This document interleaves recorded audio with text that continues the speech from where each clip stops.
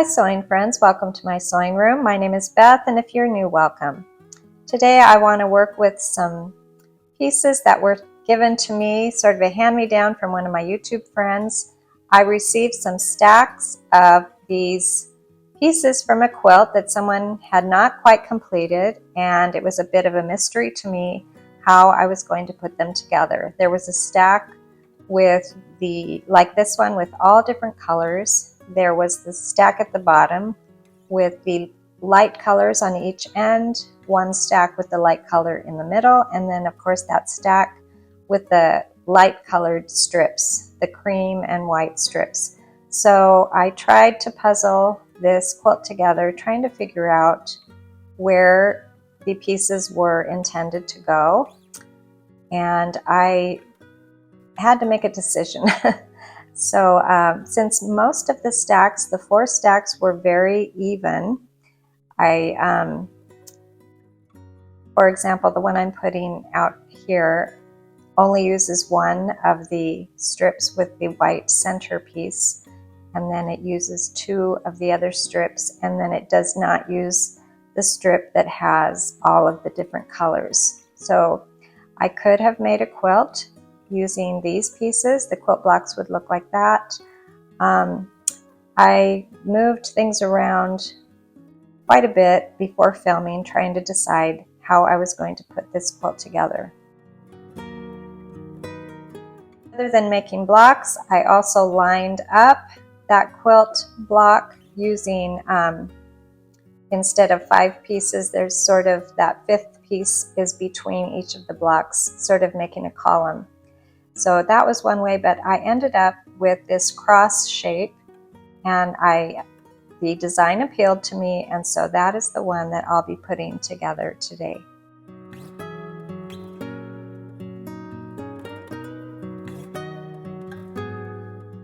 This design will be made in a row form. Rather than making blocks, I'm going to sew them all together in rows, beginning with a strip that has all different colors. The next strip has that white square in the center, and the middle strip has that long strip with the cream color, and then I used another strip with the colorful piece. And instead of making blocks, like I said, with these 5 strips, I did not want a double row of the different colored squares, so I'm going to begin next with a square in the middle there, the cream square in the middle, and then the long strip, and then another with the square in the center.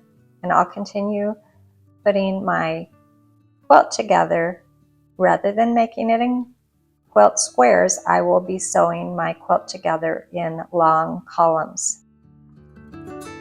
Eventually, I may find a use for this stack that has the white or the cream squares on each end, but at this point, I'm just using the other stacks. So I thought I can use these on the outside of my quilt later, but right now, this is what my quilt looks like. These are my strips here on my design wall, and I'm going to start sewing these all together.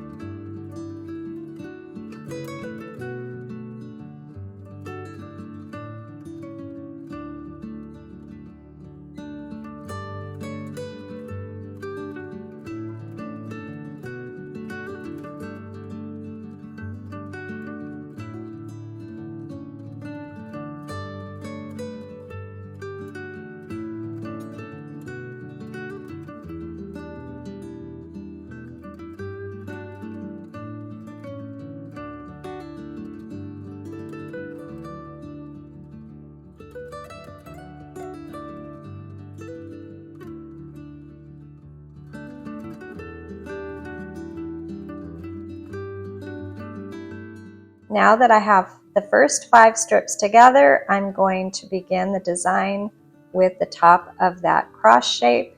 And like I said, I'll be sewing my strips together in a long row.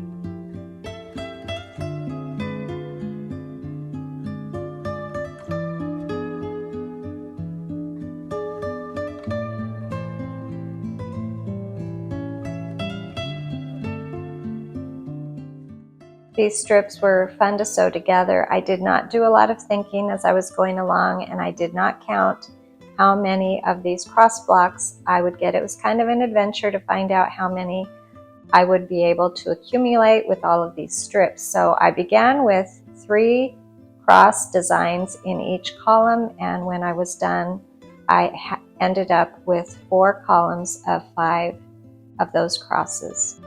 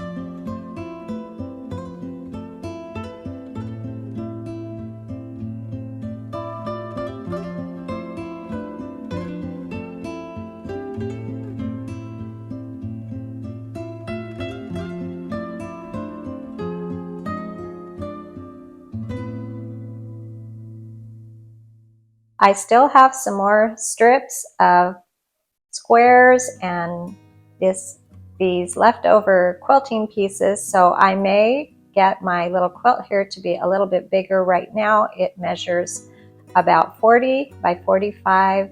It's a good size for a lap quilt, but I may make it just a little bit bigger. I really love the scrappiness of this quilt, and it's always very satisfying to finish a quilt top that has been languishing in a cupboard, and this one is just so beautiful. Thanks for joining me, and I'll see you next time.